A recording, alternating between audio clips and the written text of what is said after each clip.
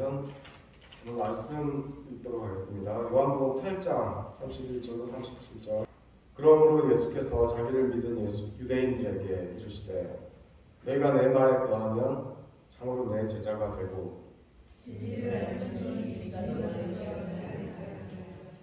그들이 대답하되 우리가 아브라함의 자손이라 남의 종이 된 적이 없거늘 어찌하여 우리가 자유롭게 되리라 하느냐. 예수께서 대답하시되 진실로 너희에게 이르노니 죄를 범하는 자마다 죄의 종이라. 종은 영원히 집에 거하지 못하되 아들은 영원히 거하나니 그러므로 아들이 너희를 제자하면 너희가 참으로 죄를 범하지 같이 나도 너희가 아브라함의 자손인 줄 아노라. 그러나 내 말이 너희 안에 있을 곳이 없으므로 나를 죽이려 하느니라. 박경현 목사님 나오셔서 자유하십니까라는 제목으로 말씀 전해주셨습니다. 예수님께서요, 자기를 믿는 유대인들에게 이렇게 말씀하십니다. 너희가 내 말에 거하면 참 내 제자가 되고 진리를 알지니 진리가 너희를 자유케 하리라. 이 구절이 우리가 신앙을 하는데 매우 중요한 구절 중에 하나입니다. 순서가 나와요. 너희가 내 말에 거하면, 하나님의 말씀, 주의 말씀에 거하는 게 순서입니다. 그 다음에 제자가 되고, 그러니까 그냥 먼저 제자가 되는 게 아니고 하나님의 말씀에 거하면 제자가 되고, 제자가 되면 그 다음에 어떤 일이 벌어지냐면 진리를 알지니. 그러니까 진리가 그냥 막 알아지는 게 아니에요. 우선 말씀을 읽고 그 말씀을 읽다가 그 말씀이 계시하시는 예수 그리스도를 믿게 되면 그 예수 그리스도를 믿는 가운데 진리가 무엇인지 깨닫게 되고, 진리를 깨닫게 되면 이제 그 다음에 나오는 말이 있는데 진리가 너희를 자유케 하리라. 그러니까 예수를 믿는 사람들은 진리 안에 거하고 그 진리가 우리를 자유하게 합니다. 그런데 성경에 예수님이 이 말씀과 정면으로 이렇게 부딪히는 말씀을 예수님께서 또 가르쳐 주셨어요. 제자들이 예수님에게 기도를 가르쳐 달라고 하니까 예수님께서 제자들에게 기도를 가르쳐 주시는데 그 기도의 내용 중에 이런 기도가 있습니다. 우리를 시험에 들지 말게 하옵시고. 예수님의 제자가 되면 진리를 알고 그 진리가 우리를 자유하게 한다는데, 그 자유롭게 사는 사람들에게 예수님께서 기도를 가르치면서 뭐라고 하시냐면 우리를 시험에 들지 말게 하고 주시고.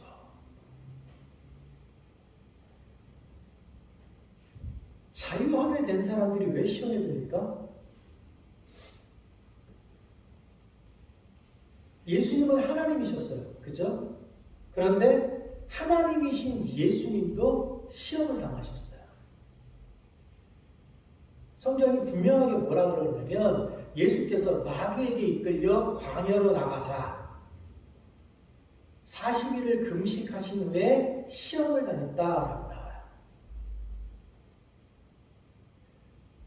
하나님이신 예수님도 마귀에게 몰고 나간 거예요. 예수님을 돼지 새끼 몰듯이 몰고 나간 거예요. 나가서 광야에 가다 놓고 주위에 누구도 나를 도울 수 없는 상황, 내 주변에 있는 그 어떤 누구도 나를 도울 수 없는 상황인 것처럼 상황을 만들어 놓고 40일을 굶겨요. 이대로 죽는구나, 아무 희망 없이 이 광야 가운데 이렇게 외롭게 굶어 죽는구나 라고 하는 상황을 만들어 놓고 예수님을 시험합니다. 그럼 우리가 시험당하는 건 너무 당연하지 않겠어요? 하나님이신 예수님도 시험을 하는 말이라면 우리 정도야 우습게 갖고 놀지 않겠습니까? 우리 인생에 우리가 아무리 예수 그리스도를 잘 믿어도 우리 인생엔 늘 시험이 있어요. 예수님도 시험을 당하셨어요. 그리고 우리도 그런 시험 가운데 늘 거합니다. 그렇게 늘 힘들어요. 그런데 그렇게 늘 힘들게 살아가는 우리에게 예수님이 뭐라 그러냐면 진리가 너희를 자유하게 하리라. 예수님께서 우리에게 너희가 자유와 진리가 너희를 자유하게 할 거다 그랬어요. 그러면 이 땅에 있는 사람들 다 자유함을 가지고 있다고 주장하는데 예수 그리스도를 믿는다고 하는 우리는 그 하나님이 우리에게 주셨다라고 하는 그 자유를 가지고 오늘 이 아침에 무엇을 선택했냐면 예배 드리는 걸 선택한 겁니다. 이 아침에 우리가 할 수 있는 일이 굉장히 다양해요. 하고 싶은 일도 많을 겁니다. 그런데 지금 이 자리에 있는 우리는 그 자유를 가지고 예배 드리는 걸 선택했어요. 우리가 주일날 아침에 예배 드리는 걸 선택하는 것처럼 인생에는 많은 선택지들이 있습니다. 결혼. 인생에서 아주 중요한 선택입니다. 결혼은 아주 신중하게 생각해. 그러지 않으면 문제가 생깁니다. 왜요? 한 남자가 한 여자를 만나 결혼한다. 한 여자가 한 남자를 만나 결혼한다. 이게 무슨 의미예요? 제가 한 여자를 만나서 결혼했다. 이 말이 무슨 의미입니까? 세상에 있는 다른 모든 여자를 포기한다 라는 선언인 거예요. 결혼하면서 내가 당신을 정말 사랑해. 그래서 난 당신과 결혼하고 싶어. 근데 결혼한 다음에 나는 계속해서 다른 여자들과도 사랑을 할 거야. 라고 고백하는 남자는 세상에 없습니다. 결혼을 할 때는 모두가 다 서약을 하는 거야. 내가 너만 사랑할게. 굉장히 신중한 선택이고 고민을 많이 해야 되는 거예요. 그러니까 결혼만 하더라도 그렇게 심각한 선택입니다. 개인만 그런 선택을 하는 게 아닙니다. 국가들도 선택을 하죠. 세계 2차 대전이 1945년도에 끝났죠. 그리고 2019년 12월 7일 날 프랑크 발터 슈마인마이어 독일 대통령이 폴란드 비엘룬에서 열린 세계 제2차 세계대전 발발 80주년 행사에 참석을 합니다. 그리고 폴란드인들 앞에서 독일어와 폴란드어로 사과를 하는 이렇게 말합니다. 나는 오늘 생존자와 희생자의 자손들 그리고 비엘룬 시민들 앞에서 비엘룬 공격의 희생자와 독일의 압제에 희생된 폴란드인에게 고개 숙여 용서를 구한다. 폴란드에서 인류에 대한 범죄를 저지른 것은 독일입니다. 우리는 절대 잊지 않을 것이다. 우리는 과거를 기억하고 기억할 것이다. 또 40년이 되던 해에도 이런 성명이 있었습니다. 1985년 5월에 있었던 성명인데요. 2차 대전을 주도했던 독일 국민에게 있어서 전쟁은 아직 끝나지 않았다. 왜 끝나지 않았느냐고 하면 아직도 우리는 그 전쟁을 잊어서는 안 되기 때문이다. 우리 독일 국민이 전 세계 사람들에게 피비린내라는 살인과 말할 수 없는 범죄 그리고 인류 전체에 끼친 그 죄악을 우리 독일 국민은 잊을 수 없다. 아니 잊어서는 안 된다. 그렇기에 전쟁은 끝나지 않았다. 독일 사람들은 전쟁이 끝나지 않았다고 계속 말합니다. 우리는 그 전쟁을 잊어버리면 안 된다고 말합니다. 그렇게 말함으로써 그들은 그 전쟁으로부터 자유로워지는 거예요. 우리가 그 죄를 저질렀다고 하는 것을 계속 기억하고 우리가 타인을 아프게 했다는 것을 그렇게 계속해서 기억함으로써 그들은 전쟁으로부터 그 과거의 치욕으로부터 스스로 자유로워지는 겁니다. 반면에요. 얼마 전에 총탄에 맞아 돌아가신 그 아베라고 하는 분이 이런 성명을 발표했습니다. 우리 아이들에게 사죄를 계속하는 숙명을 지게 해서는 안 된다. 더 이상 이 전쟁을 기억하면 안 된다. 또 이런 성명도 있었습니다. 전후는 끝났다. 더 이상 일본 국민들은 전쟁에 매여 있을 필요가 없다. 이들은 자신들이 과거에 했던 행동을 잊어버리고 싶어요. 부정하고 싶어 합니다. 그래서 지금도 야스쿠니 신사를 계속 참배하는 겁니다. 그들은 그 전쟁을 잊어버리고 싶다. 잊어버려야 한다라고 주장하면서 계속해서 전쟁을 꿈꾸는 겁니다. 개인이건 국가건 교회건 어떤 선택을 한다는 건 어떤 책임을 진다는 거예요. 여러분 그 타이타닉호 기억하시죠? 영화도 참 많이 나왔는데 그 영화에 나왔던 장면 중에 한 장면을 오늘 우리가 좀 봤으면 좋겠습니다.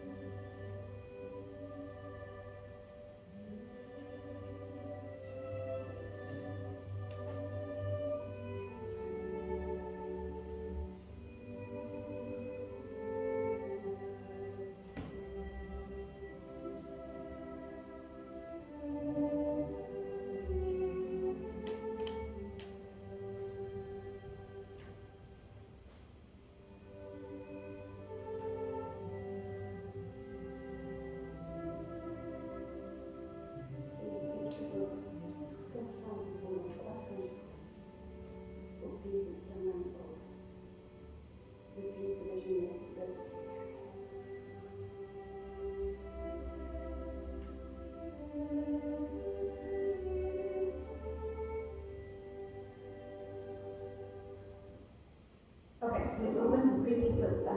What is that? 타이타닉이 침몰하는 과정에서 구조선에 탈 수 있는 사람들은 정해져 있었어요. 누군가는 죽어야 합니다. 구명선에 탔던 사람들이 불의한 사람들이라는 말씀을 드리는 게 아닙니다. 우리는 죽음의 순간이 닥쳐오면 무엇인지 선택을 해야 돼요. 어떤 이는 자기가 하던 음악을 계속합니다. 어떤 이는 자기가 몰던 배의 선장실에 들어가서 그 배와 함께 침몰을 준비합니다. 어떤 이는 자기 아이들을 잠을 재우고 그 아이들과 함께 죽음 가운데로 들어갑니다. 어떤 이는 자기 시대와 자명종 시대를 맞춥니다. 제가 이 장면을 보면서 계속 생각했어요. 나는 어떤 죽음을 맞이할까? 저는 시대 맞추고 있겠더라고요. 사람은 어느 순간에는 자기가 살았던 삶의 방식으로 죽음을 선택하게 돼 있어요. 그런데 이 뒷장면에 어떤 장면이 나오냐면 어떤 귀부인이 구명선에 탔어요. 탔는데 불현듯 내가 방에서 귀금속을 가지고 나오지 않은 게 생각난 거야. 그래서 구명선에 있는 사람에게 내가 지금 빨리 방에서 갔다 올 테니까 잠깐만 기다려달라고. 말이 안 돼. 지금 배가 침몰하고 있는데 방에 갔다 온다는 게 말이 됩니까? 근데 자기가 가겠다는데 누가 말리겠어요? 그래서 갔다 오라고. 이 부인이 가서 자기 귀금속을 챙겨가고 나오다 보니까 여기저기 떨어져 있는 귀금속이 보이는 거예요. 보석들이. 그리고 그거 줍다가 배와 함께 침몰합니다. 죽는 순간에 죽음이 우리 앞에 다가온 그 순간에도 우리의 눈길을 끄는 게 있습니다. 그게 뭡니까? 여러분, 죽음이 우리 삶에 가까이 온 그 순간에도 우리의 눈길을 끄는 게 무엇입니까? 어떤 사람은 재물이죠. 어떤 사람은 직장에 붙어 있는 거죠. 어떤 사람은 명예를 잡고 권력을 잡는 겁니다. 어떤 사람은 자녀가 그런 것일 수 있습니다. 어떤 사람은 질투에 눈이 멀어서 내가 죽더라도 너도 죽이겠다라고 생각할 수 있습니다. 우리가 예수 그리스도가 나의 유일한 구원자라고 주장을 하지만 실제로 우리의 삶을 이끌어가는 것은 재물일 수 있고 직장일 수 있고 명예일 수 있고 권력일 수 있다는 겁니다. 우리의 자녀가 예수 그리스도보다 우리가 누구를 시기하고 질투하는 마음이 예수 그리스도보다 더 우리의 마음을 끌고 갈 수 있다는 겁니다.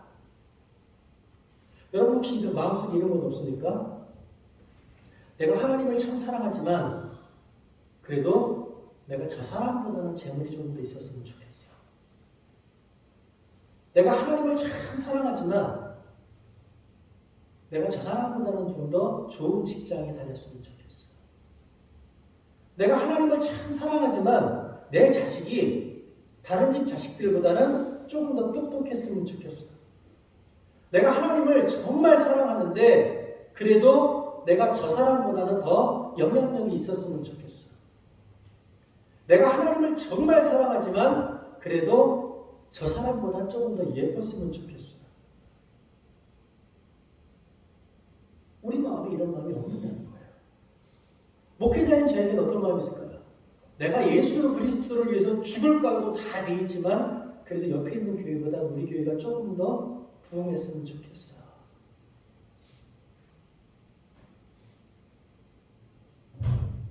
우리 안에 내가 하나님을 사랑한다고 예수 그리스도를 사랑한다고 고백하지만 그래도 라고 붙는 단서가 있다는 거예요.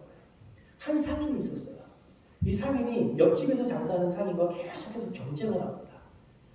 길을 쓰고 이겨보려고 그러는데 그 사람을 잘 못 이겨요. 그런데 어느 날 이 상인에게 천사가 찾아왔습니다. 그리고 천사가 와서 이렇게 말합니다. 네가 한 가지 소원을 빌면 무슨 소원을 빌든지 그것을 꼭 이루어 주겠다. 그러니 잘 생각해서 소원을 빌어라. 그런데 그 소원에는 한 가지 단서가 있다. 네가 무슨 소원이든지 빌어서 너한테 그 소원이 이루어지면 네 옆집 상인에게는 내가 2배로 줄 거다. 너무 고민이 되는 거야. 원하는 게 너무 뻔한데 내가 그걸 원했을 때 이 사람이 2배로 갖는다 그러니까 너무 갈등이 되는 거야. 며칠을 고민하다가 이 사람이 천사를 만나고 고민을 말합니다. 자기 인생이 달라질 수 있는 기회잖아요. 딱 한 가지 문제밖에 없어요. 내 인생이 달라질 때 내 옆집 사람은 나보다 2배로 좋아진다는 것밖에 없어요. 그래도 어쨌든 일평생에 단 한 번 찾아온 그 기회를 놓치고 싶지 않아요. 그 천사를 만나서 소원을 말합니다. 어떤 소원이든 빌면 이루어집니까? 그래. 그러면 내게 이루어진 그 소원이 꼭 2배로 저 사람에게도 이루어집니까? 그래. 그러면 제 한쪽 눈을 멀게 해주십시오.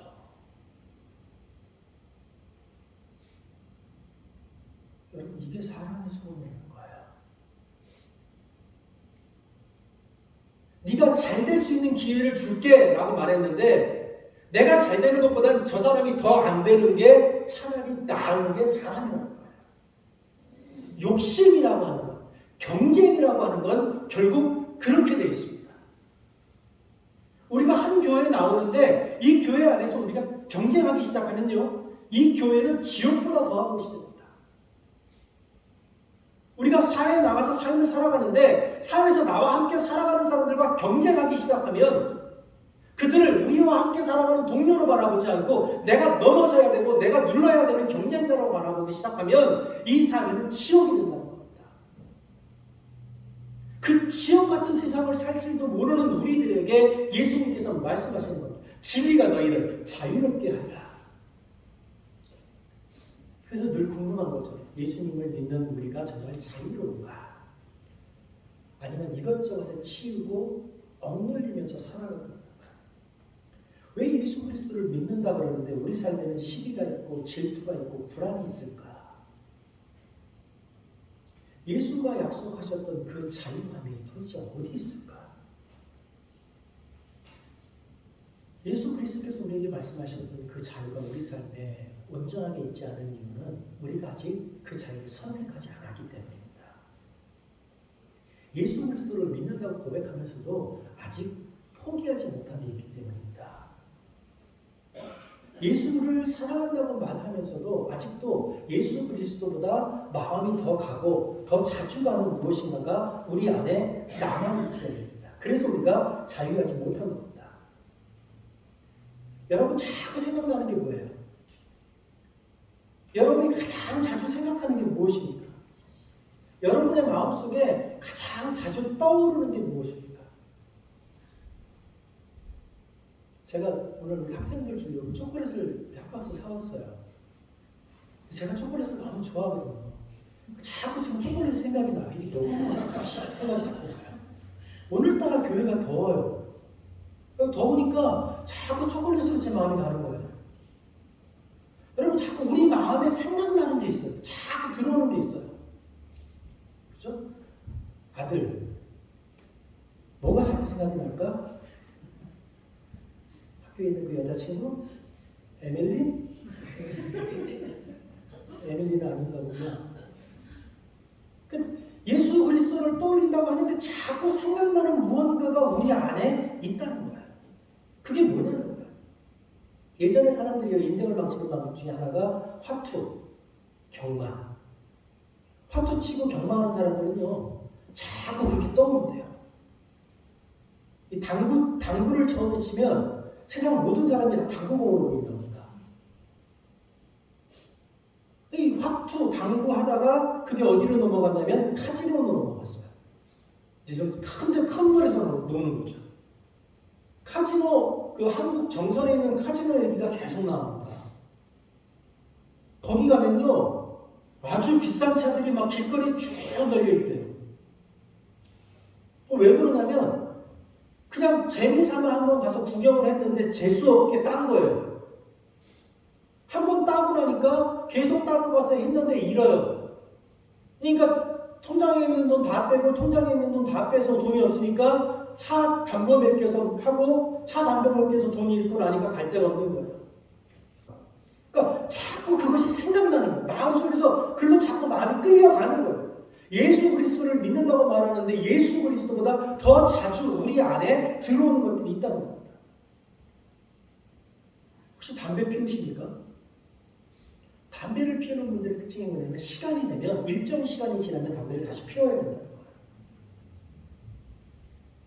그 담배가 가지고 있는 그 니코틴이라고 하는 그것이 주는 그 만족감이 해소되는 시간이 지나면 다시 담배를 피워야 그게 그 만족감이 다시 오는 거예요. 술 마시는 분들의 특징이 뭡니까? 살다 보니 술 마실 이유가 너무 많아요. 오늘은 기분이 좋아서 마시고, 오늘은 기분이 나빠서 마시고, 오늘은 날씨가 좋아서 마시고, 오늘은 날씨가 꿀꿀해서 마시고, 오늘은 그냥 마시고 싶어서 마시고. 그냥 마시기 위한 이유들이 수도 없이 있어. 술과 담배만 그런 게 아니고 마약에 빠지면 어떻게 됩니까? 마약은요, 그냥 순간 기분 좋자고 시작한 것이 어느 순간부터 그 마약이 그 사람을 움직여갑니다. 그 사람의 주인이 되는 겁니다. 술, 도박, 마약, 담배 이런 것들만 그런 게 아닙니다. 우리를 움직여가는 수많은 것들이 있어요. 어떤 사람은 돈에 끌려다닙니다. 돈이 있는 곳이라면 체면도 없고 명예도 없는 사람들이 있어요. 우리를 그렇게 끌고 다니는 것이 무엇인지 아는 것이 매우 중요하다는 겁니다. 교회와 사회, 요즘 온라인에 많이 퍼져 있는 것 중에 하나가 소문내는 겁니다. 헛소문내는 거야. 누가 그랬대더라. 누가 그렇다며.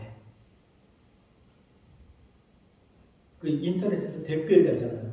그렇게 이상한 댓글들을 사람들이 많이 달아봐요. 그래서 제가 하도 궁금해서 그 댓글들을 한번 봤어요. 깜짝 놀랐어요. 댓글 다는 사람들이요, 굉장히 창의적이에요. 어떻게 그렇게 창의적으로 남을 신랄하게 비난할 수 있는지 몰라요. 그 머리를 갖고 공부를 했으면 아마 대단한 사람들이 됐을 것 같아요. 자신의 삶의 에너지를 남을 비난하는 데 쓰는 거예요. 단순한 재미로 사람을 비난하는 것, 그것은 옳지 않죠. 그런데 왜 그래요? 자꾸 생각이 나는 거예요. 여러분, 술을 마시면서 어떤 사람이 처음부터 나는 이 술을 마심으로써 알코올 중독자가 되겠다라고 결정하고 술을 마신 사람이 있겠습니까? 어떤 사람이 처음에 담배를 피우면서 나는 시간만 지나면 그 종소리가 들리면 저절로 침을 흘리는 그 파블로프의 개처럼 시간만 지나면 저절로 담배 피우러 나가는 사람이 되겠다라고 결정한 사람이 누가 있겠습니까? 누가 도박을 하면서 처음부터 나는 내 가사를 다 탕진하고 우리 집안을 다 망쳐놓을 거야 라고 생각하고 도박을 시작한 사람이 있겠습니까? 누가 마약을 시작하면서 나는 이제 이 마약을 통해서 내 평생 내 인생을 다 망가뜨리고 내 주변에 있는 사람들을 망가뜨릴 거야 라고 생각하면서 마약을 시작한 사람이 어디 있을겠어요? 다 그러잖아요. 다 처음에는 단순한 호기심에서 시작을 하는 겁니다. 그런데 그것이 어느 순간부터 우리를 우리의 주인 되어서 우리를 움직여가게 됐다는 거예요.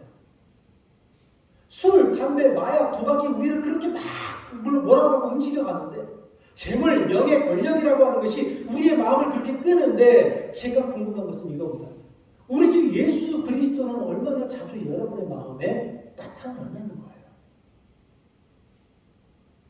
우리가 하루 24시간을 살면서 얼마나 많은 시간을 예수 그리스도와 함께 하려는 겁니다. 우리가 7일 일주일을 사는데 그 일주일을 사는 동안 며칠이나 예수 그리스도와 동행하려는 겁니다. 여러분 전도가 뭡니까? 여러분 선교가 뭡니까? 교회가 부흥하고 우리 안에 신앙의 열정이 올라간다는 게 뭡니까? 여러분 부흥이 뭡니까? 부흥은 여기 앉아있는 여러분 한 분 한 분이 여러분이 살아가는 그 삶의 자리에서 예수 그리스도와 함께 그리스도인이 마땅히 살아야 될 삶의 방식으로 살아가는 것, 그것을 부흥이라고 합니다. 그리스도는요, 세상을 위해서 종으로 사셨습니다. 그리스도는 하나님의 이름으로 세상을 섬겼습니다. 그리스도인의 활동은 그리스도께서 이 땅을 사시면서 하셨던 그 활동은 자신을 완전히 소비하는 것이었습니다. 그리스도가 허비한 생명 때문에 오늘 우리가 그 생명을 받아 누리는 겁니다. 그리스도께서 사셨던 그 삶은 세속적인 기준에서는 신중하지도 않았고 보수적이지도 않았고 주도 면밀하지도 않았고 성공적이지도 않았습니다.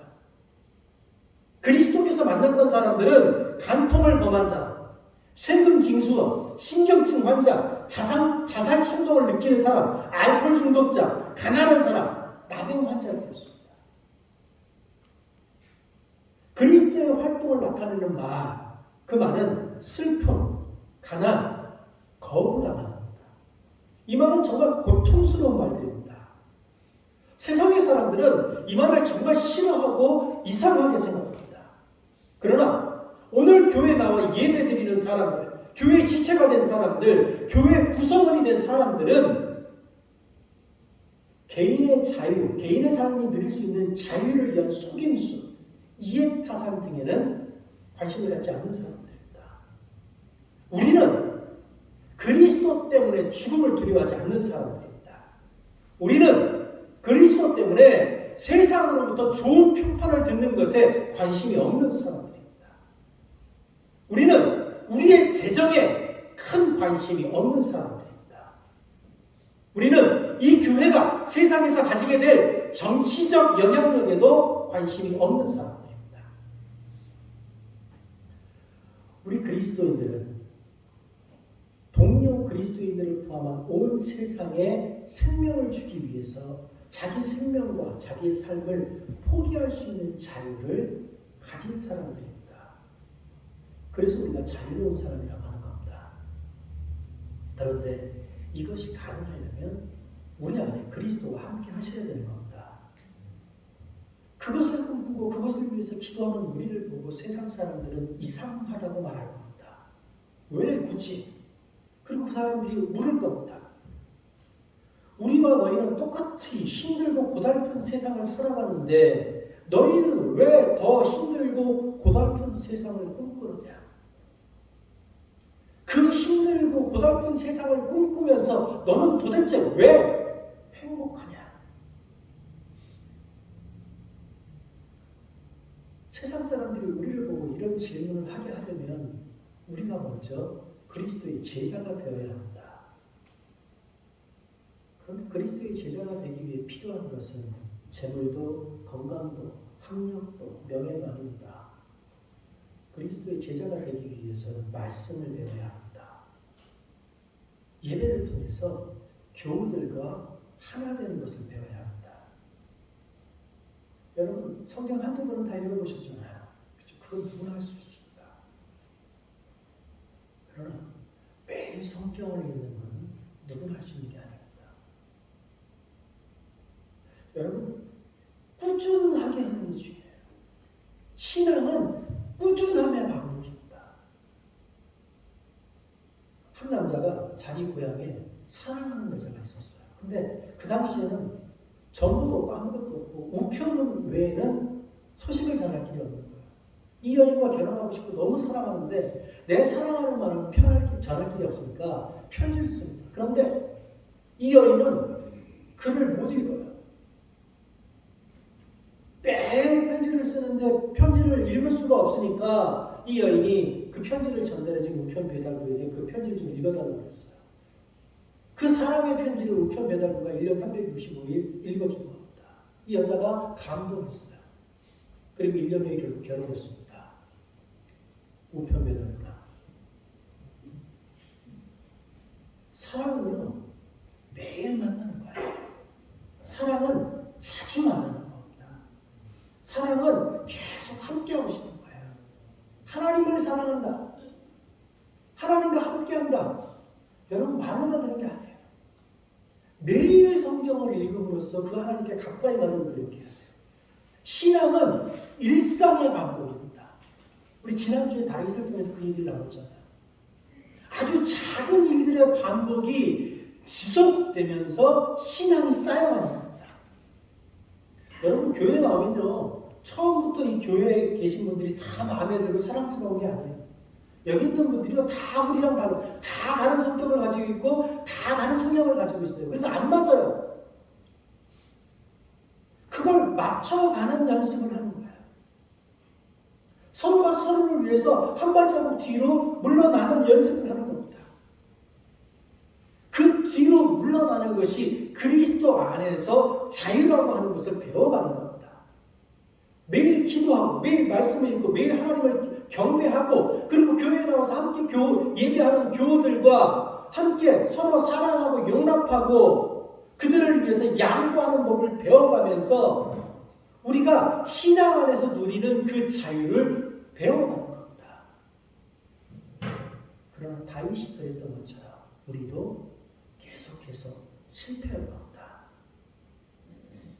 우리가 아무리 노력해도 그 노력은 계속해서 실패할 겁니다. 그 실패는 때로는 우리를 아프게 할 겁니다. 그러나 그 아픔에도 불구하고 그 실패에도 불구하고 우리가 계속해서 우리가 신앙의 훈련을 해나가다 보면 그 일상의 훈련이 쌓이다 보면 어느 순간부터는 우리를 붙잡고 있던 것들이 우리를 억누르고 있던 것들이 더 이상 우리를 붙잡지 못하고 더 이상 우리를 억누르지 못하는 시간이 올 겁니다. 그 일상의 훈련이 쌓여가다 보면 어느 순간부터는 여러분이 이 세상의 모든 것으로부터 자유함을 느낄 수 있는 시간이 다가올 겁니다. 그 자유를 우리 모두가 누릴 수 있기를 바랍니다.